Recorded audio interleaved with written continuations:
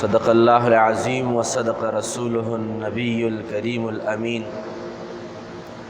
إن الله وملائكته يصلون على النبي يا أيها الذين آمنوا صلوا عليه وسلموا تسليما. اللهم صل على سيدنا ونبينا وكريمنا وحبيبنا ومحبوبنا ومأوانا وملجأنا محمد وبارك وسلم عليه. والصلاة والسلام عليك يا سيدي يا رسول الله، والصلاة والسلام عليك يا سيدي يا حبيب الله، والصلاة والسلام عليك يا سيدي يا إمام المتقين، وعلى آلك وأصحابك يا سيدي يا محبوب رب العالمين. رب العزال خالق کائنات رب ذوالجلال په دغه مبارک ورځ باندې په دغه مبارک ساعت کې زموږ ستاسو ټولو دغه حاضرو او حاضریدونکو او سامعینو دا حاضری په خپل عالی جناب کې قبول و منظور فرمایي.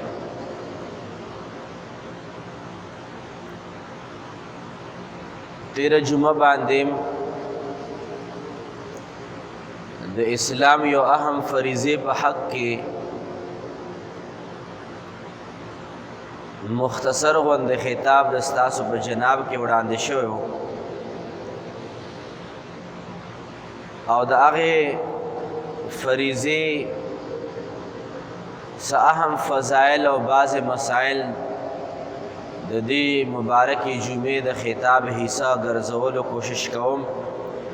الله کریم خالق کائنات زموږ ستاسو د جمله فرایض او ادایګۍ توفیق زموږ نصیب فرمایي.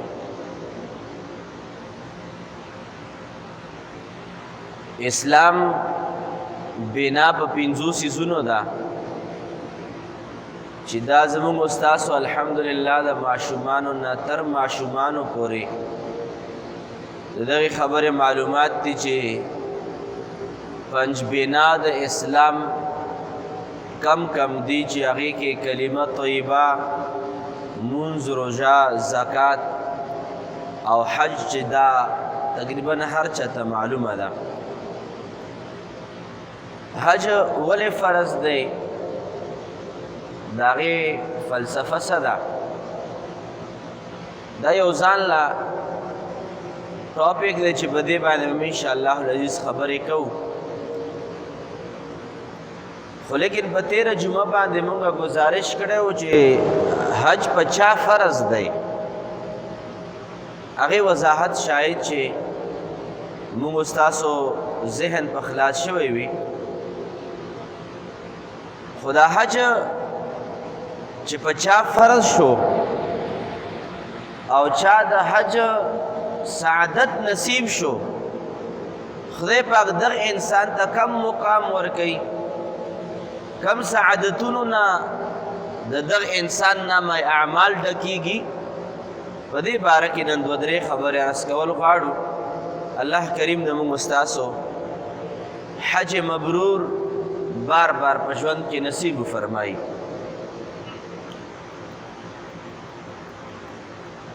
سامعینو حضراتو، زه هر کله یو خبره کوم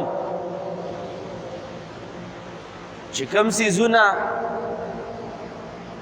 انسان په خپل ژوند کې راوستل غواړي، کوم څیزونه انسان کول غواړي، هغې دپاره اولنۍ خبره دا ده چې هغه څیز سره به د انسان په زړه کې ذوق وي،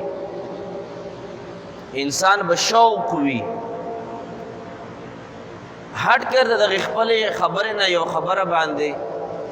تاسو د ما نه خبر یې. پاکستان نه علاوه چې څومره نور دنیا ده چې کله کم ماشوم نه په سکول کې وروستو ساینسدان جوړ شي، څوک سیاستدان جوړ شي، څوک ډاکټر جوړ شي، څوک انجینیر جوړ شي، دنیا بلا محکمی دی، خو هر یو سټوډنټ او طالب علم د سکول چې کومې مرتبې ته رسیږي عصري علومو کې، نو د نورو دنیا ترتیب دا دی چې کم ماشوم لسمه پورې سکول ووایي، نو استادان په دې باندې کینی او استادانو ته معلومه شي چې دغه ماشومانانو کې مخکې د لسم نه بعد چې اعلی تعلیم ته ځان رسوي، په کم فیلډ کې څوک مخکې شي، څوک د انجینیر شي او څوک د ډاکټر شي او څوک د څه شي او څوک د وکیل شي وغیره. وایي چې په کم سیز کې د سټوډنټ ذوق وي، شوق وي، همغه سټوډنټ همغه فیلډ ته ور مخامخ کي. مور او پلار په زور باندې چې د مور او پلار میډیکل خوښ وي، بچی باندې په زور باندې نور دنیا کې میډیکل نه وایي، ځکه چې ماشوم چې چسې سره ذوق دی، شوق دی په زړه کې، همغه تعلیم ورته مخې ته کېږدي او دی اعلی تعلیم یافته شي. وجه څه ده؟ ولې هغې منزل مقصود ته ورسیږي؟ وجه دا ده چې د ماشوم چې کم ذوق دی د کم سبجیکټ سره، همغه سبجیکټ واخلي او په هغې کې هغه اعلی مقام ته ورسیږي. مثال ورکولو ما مقصد دا دی چې معاشره کې خو ډېر خلک مالدار دي، ډېر خلک صاحب استطاعت او صاحب قوت دي، خو په دغه ډېر مالداره کې ډېر کم خلک حج نصیب شي. او که څوک د چا حج نصیب کېږي نو وایي چې صبر وکړه لا خو ځوان یم، یا لا صبر وکړه خو لا خو ما ګیرم نه ده پرېښې، لا صبر وکړه دا دي او دا دي. یاد ساتئ هغې مقام او مرتبې ته چې حاجي ته کوم مقام او مرتبه خدای پاک ورکړې ده، دغې مرتبې ته به هغه انسان رسیږي چې چا د الله د کور د لیدلو ذوق وي، د محبوب کریم د دربار د سلام اچولو چا شوق وي، هغه انسان دغې مرتبې ته ورسیږي او د حاجي په مرتبه باندې انسان فائز شي. خدای پاک دغې حاجي له چې کم مقامات او کم عظمتونه ورکړي دي هغه احادیثو مبارکو کې واضح دي. سرور دو عالم نور مجسم شفیع معظم صلی اللہ علیہ وعلی آلہ وسلم فرمان علی شان دے. حضور مبارک فرمائی دا بخاری حدیث دے، من حج للہ چاچا حج کو دا اللہ دا پارا، یعنی پا حج کے حاجی کے دل مقصد نو، حج کے سبا زان دا نامے سرا حاجی لکل مقصد نو، پا حج کرو سرا د خپل ځان ته د تلو د راتلو د پروتوکول برابرول مقصد نو، مقصد داو چې من حج لله، کم انسان د خپل رب رضا د پاره حج وکړو فلم یفسق، او نبی پاک مبارک فرمایي چې د انسان فسق پکې ونه کو، او دارنګ نبی پاک مبارک فرمایي د پکې د حدودو د دایرې نه پکې بهر نشو. نبی پاک مبارک فرمایي چې رجع کیوم ولدته امه، دا انسان چې کله حج وکړو په خپلو شرایطو باندې پورا، نبی پاک فرمایي دا حاجي تلی ګناهګارو، خدای چې کله کور ته حاجي واپس شي دا حاجي داسې د ګناهونو نه پاک شي لکه اولنۍ ورځې ماشوم د ګناهونو نه پاک وي.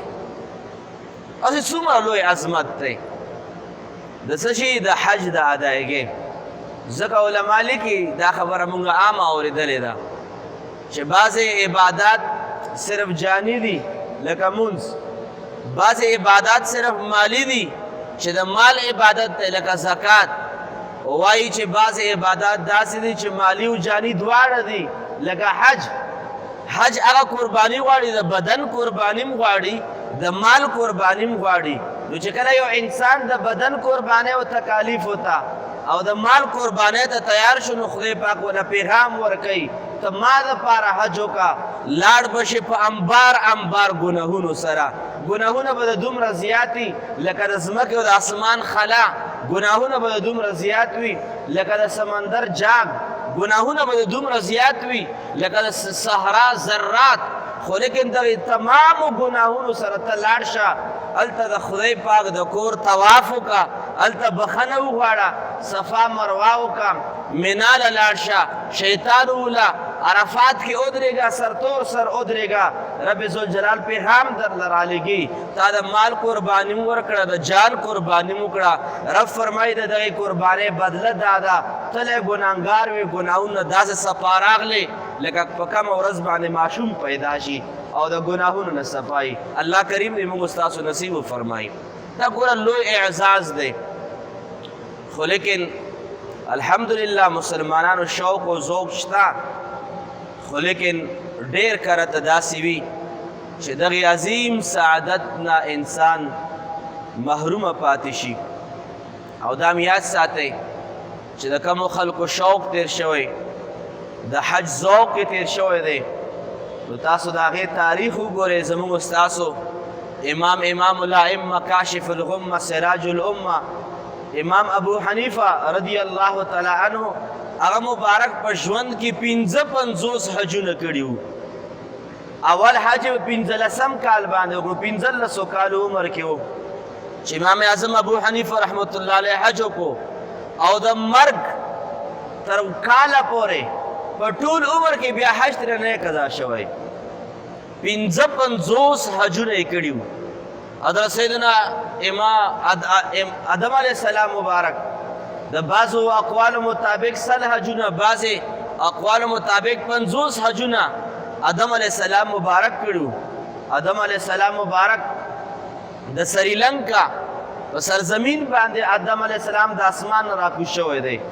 خو لیکن د هغې ځای نه واخله تر هغه عربستان پورې او هغه د خانه کعبې شریفې تر طوافونو پورې دومره لوی سفرونه په ژوند کې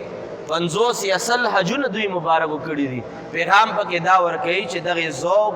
او شوق چې د چا نصیب شي دا انسان بیا په آرام باندې نه کینی په قرض باندې هم پیسې راخلي خو د خدای پاک د کور د طوافونو سعادتونه به ورته نصیب کېږي الله کریم دې موږ نصیب کړي نو غرض مې دا حاضرینو چې ډېر خلک داسې شته خو لیکن دغه مقام او دغه رتبه چې رب ذوالجلال خالق کائنات د حج ته ورکړې ده کم تر عبادت دغه مقام او دغه رتبه ملاو ده لکه څنګه ما په یو ټکي کې اشاره وکړه چې حج دا بدني عبادت هم دی او دا مالی عبادت هم دی او ځکه په بل حدیث مبارک کې سرور دو عالم نور مجسم شفیع معظم صلی الله علیه وعلی آله وسلم مبارک فرمان علی شان دی ان الحج یهدم ما کان قبله نبی پاک مبارک فرمائی یو صحابی رسول پختنه کوي لوی حدیث دی خدا غي حصہ ودا د حضور نبی پاک مبارک ته فرمائی چې چند شیونه داسې دي چې تیر شوي ټول ګناهونه معاف کوي یو پکې نبی پاک مبارک ورته وشمارلو چې ان الحج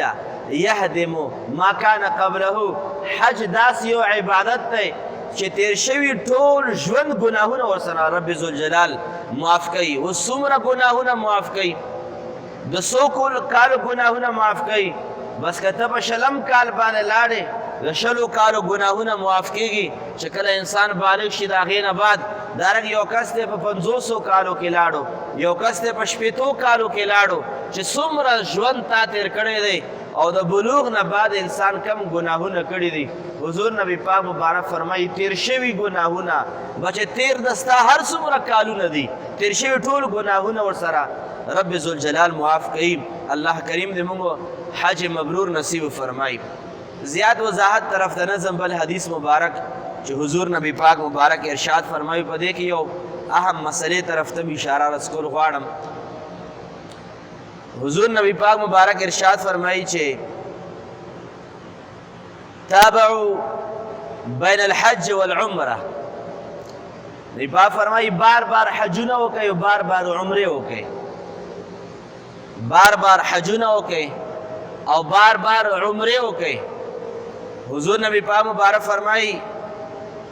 چې فإن المتابعة بينهما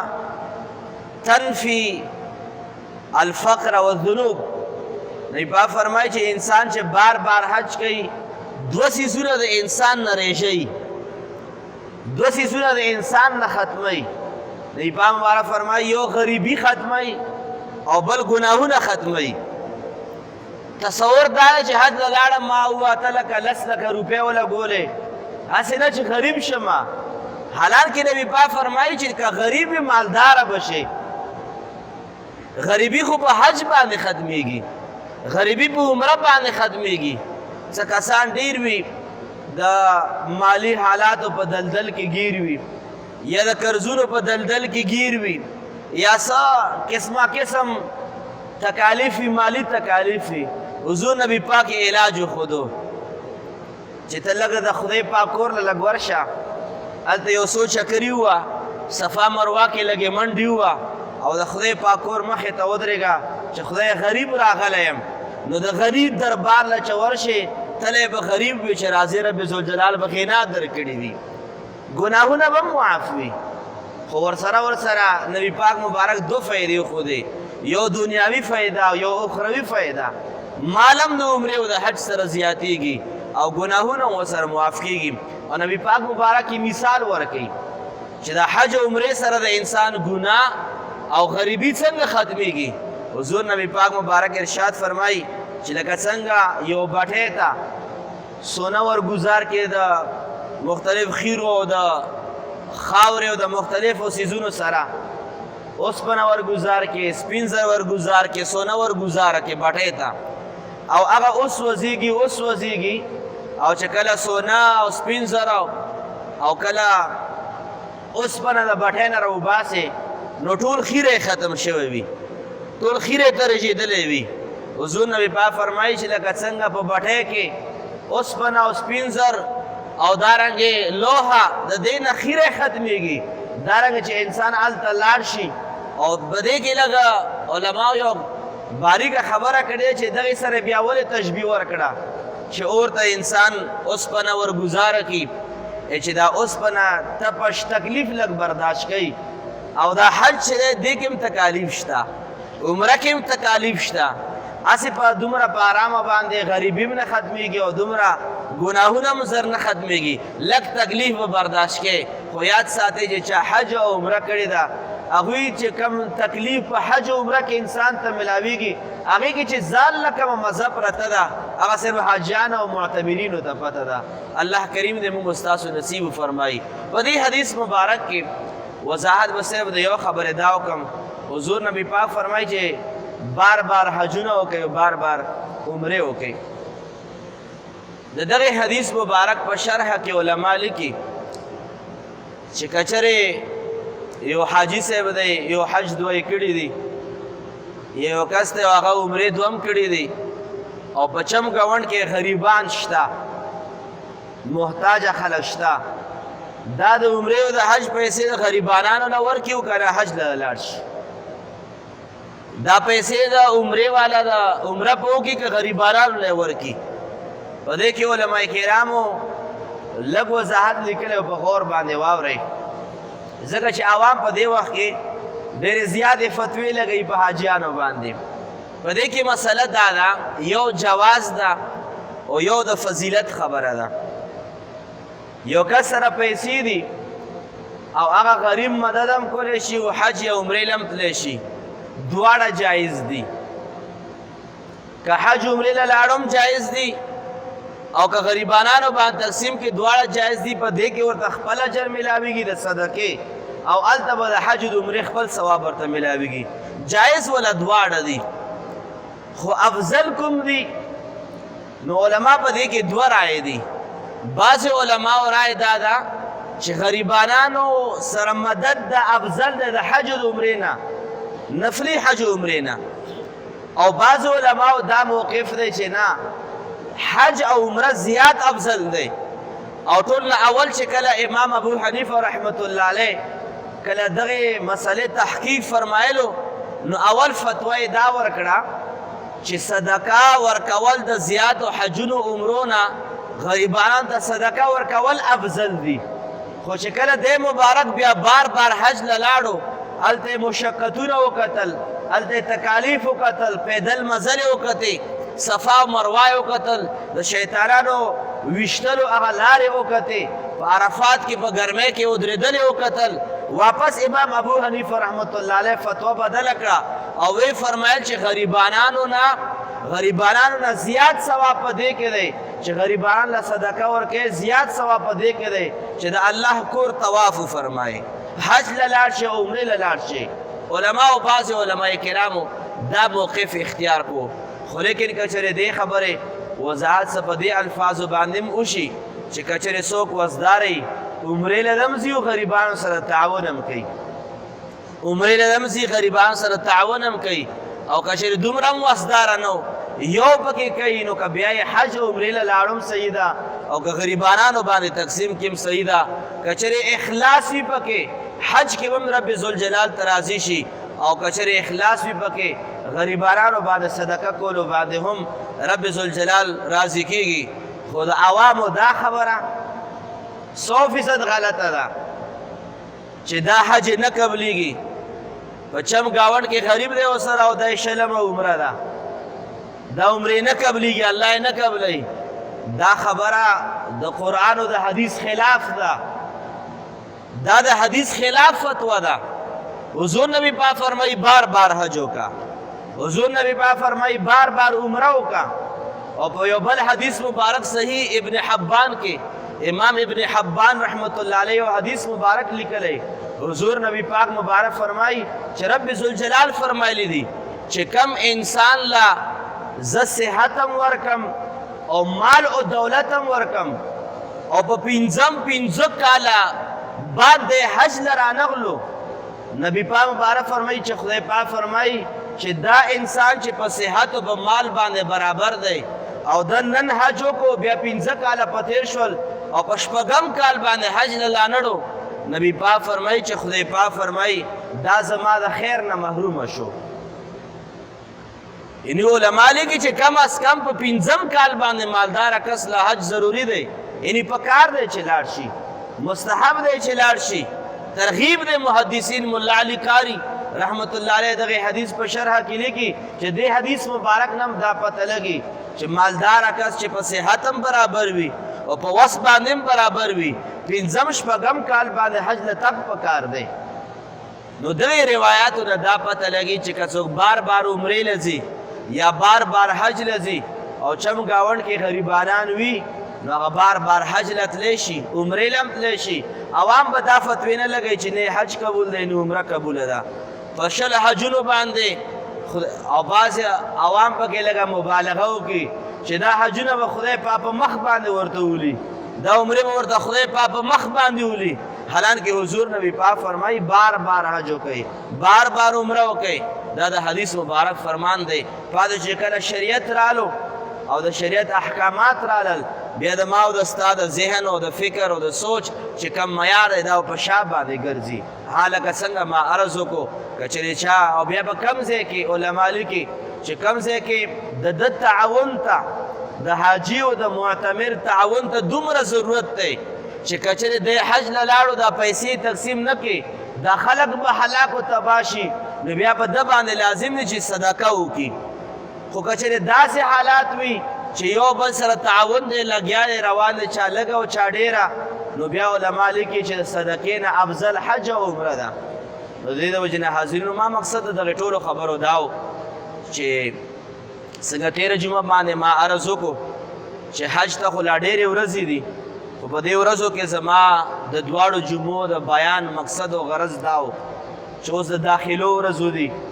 نو چې چا باندې حج فرض دی پکار دی چې اوس نه اهتمام وکړي، او که څوک صاحب حیثیت وي مالداره وي یو حج نیمې کړی وي او په صحت باندې هم برابر وي، حضور نبی پاک فرمایي چې خدای پاک فرمایي دا انسان به زما د درد خیر نه محروم وي. نو داسې کسان لم چې چا وس شته تابع شته وس برابر دی سیستم برابر دی پکار دا دی چې چا 15 کاله ګیپ راغلی په حج کې هغوی لم تک پکار دی چې د رب ذوالجلال د کور طوافونه او د محبوب کریم مبارک د جالو مبارکو چې کم سلامونه دې نصیب شي. آخر کې صرف دا خبره عرض کول غواړم او خپلې خبرې په همدې جمله باندې ختمول غواړم چې د حج مقصد به د خپل رب رضا وي او د خپل رب رضا به په دې شان باندې وي چې علما لیکي چې کله یو انسان د عرفات په میدان باندې ودرېدو عرفات په میدان باندې ودرېدو علما لیکي ما د استادانو نه اورېدلي چې د عرفات په میدان باندې ټول نه لوی جرم دا دی ټول نه لوی جرم د عرفات په میدان باندې او د عرفات په ورځ باندې ټول نه لوی جرم دا دی چې کچرې حاجي سوچ له دا تصور راغی چې زه به الله بخلی وم او که نه د ټول نه لوی جرم حاجي دپاره دا دی. ولې دا لوی جرم دی؟ یعنې چې دی کله عرفات په میدان باندې ودرېدو دله به شک ذهن له نه راځي زه به الله بخلی وم که نه، بلکې دی به 100% یقین کوي چې زه کله د عرفات په میدان کې د احرام په حالت کې ولاړ یم رب العالمین به ما خامخا بخي. ځکه نبی پاک وعده فرمایلی ده. حضور نبی پاک فرمایي حاجي که ځان دپاره دعا غواړي رب یې معاف کي، او که حاجي د هغې خلکو دپاره دعا غواړي چې څوک حج له نه دي راغلي، نبی پاک فرمایي چې حاجي ته خپل ګناهونه معاف کېږي او چا دپاره دعا وغواړي هغې ته هم ګناهونه معاف کېږي. دومره په ګرانټۍ باندې ګناهونه معاف کېږي. الله کریم دې موږ ستاسو نصیب فرمایي په ژوند کې د بار بار الله کریم د موږ ستاسو حج مبرور و حج مقبول نصیب فرمایي. وآخر دعوانا الحمد لله رب العالمين. امين. الحمد لله رب العالمين والصلاة والسلام على أشرف الأنبياء والمرسلين وعلى آله وأصحابه وذرياته وأهل بيته أجمعين. رب كريمة زموږ د ټولو مسلمانانو دا اورېدل لیدل ویل په خپل عظیم بارگاه کې قبول و منظور فرمایي او رب ذوالجلال زموږ ستاسو بار بار حج مقبول و مبرور نصیب فرمایي. چې کم حجونه موږ حاضرینو کې چا کړي عمرې چا کړي رب کریم دې په خپل عالی بارگاه کې قبول و منظور فرمایي. رب ذوالجلال زموږ ستاسو د دینی احکاماتو او د اسلامی تعلیماتو پوها او په هغې باندې عمل کولو توفیق نصیب فرمایي. ډېرو خلکو دعاګانې غوښتي دعا ورته وکړئ. مبارکه ورځ د خدای پاکه که څوک په حاضره جمع کې کور اسپتال کې بیمار وي خدای پاک د ټولو بیمارانو له شفا ورکړي. څوک قرضداري رب ذوالجلال د قرضونو نه خلاص کړي. څوک بیکار یې الله پاک د حلالو کار و روزګار نصیب کړي. رب کریمه څوک بې اولاد یې الله کریم د صالح اولاد نصیب کړي. چا نارینه اولاد نه الله کریم د نارینه اولاد نصیب کړي. رب کریمه چا کم مشکل دی کم ستونزه ده الله کریم د ټولو ستونزې مشکلات حل فرمایي. د چا کورونو کې اختلاف جنگ جګړې او بې اتفاقي ده الله کریم د موږ ستاسو کورونه د اتفاق او اتحاد په حسن باندې ښایسته لري. الله کریم د موږ ستاسو ټول مشران وبخي. الله کریم دې بخښنه نصیب کړي. کم مشران زموږ ژوندي دي مشایخ زموږ ژوندي دي استادان زموږ ژوندي دي الله کریم دې په علمونو کې عملونو کې اوازونو کې په گفتار کې الله پاک دې برکتونه واچولی کړي او حاضر جمع کې د چا کم مقصد دی الله کریم دې ټولو مقصدونه جائز پورو فرمایي. وصلی الله تعالی على خير خلقه محمد وآله وأصحابه أجمعين برحمتك يا أرحم الراحمين.